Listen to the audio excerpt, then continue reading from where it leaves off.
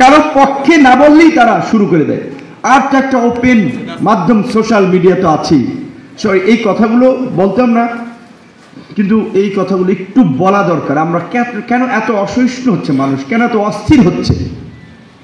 এতগুলো মানুষ জীবন দিল। কালকে ৭১ টিভির একটা টক শোতে ছিলাম, যখন এই ভিডিওগুলো সামনে, যখন এই যে পানি পানি করতে করতে গুলি পড়ে যাচ্ছে, কিংবা আবু সাঈদ এই যে দাঁড়িয়ে গুলি খেয়ে পড়ে যাচ্ছে, রক্তাক্ত লাশ এপিসি থেকে ফেলে দেওয়া, ভ্যানে আগুন ধরিয়ে দেওয়া, দেখলে মাথা ঠিক রাখতে পারি না। এই ট্রমাই তো আমাদের মধ্যে থেকে যায় নাই। রাতারাতি এখন নির্বাচনের জন্য অস্থির হয়ে গেছে। দ্রুত নির্বাচন দেন, আমরা এমপি মন্ত্রী হই, আমরা খাই যাই, ভাগ বটরা করি। এই জন্য নির্বাচন, এই নির্বাচনের জন্য কি আমরা এতগুলো মানুষ জীবন দিয়েছে। কবি, শিল্পী, সাহিত্যিক সমাজের বিভিন্ন শ্রেণী পেশার মানুষ রাস্তায় নেমে এসেছিল এমপি হওয়ার জন্য। কয়েক মাস যেতে না যেতে নির্বাচনের অস্থির হয়ে যাচ্ছে।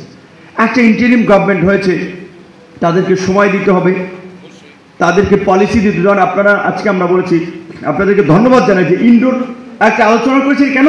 সরকারের দৃষ্টি আকর্ষণ করার জন্য।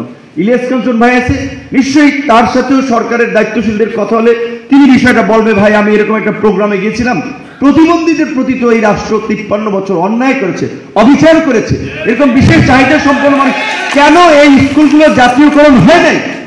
এমপিরা, মন্ত্রীরা তাদের ভোটের জন্য অমুক স্কুল তমুক স্কুল এমপিভুক্ত করে, এখানে অত ভোট নেই তাই তারা জাতীয়করণ করে নেই।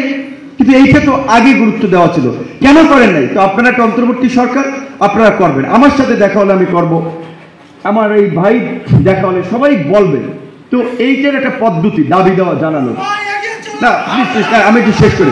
কিন্তু দেখেন কিছু মানুষ প্রধান উপদেষ্টার বাসভবনের সামনে যাইয়া হইচই, ওইখানে দাবি দেওয়ার আন্দোলন করার জায়গা, তারপরে সচিবালয়ের সামনে আনসার